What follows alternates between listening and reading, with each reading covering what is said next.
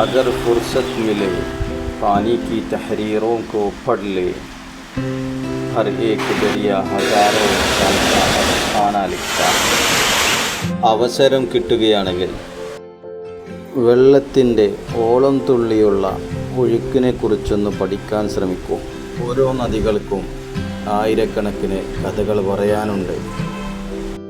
ഇദൽ മാഉ യൗമൻ അഫാദ അതാഹു وصارت به أرضنا زاهية تدفق شلالا من علاه تلين به أرضنا القاسية.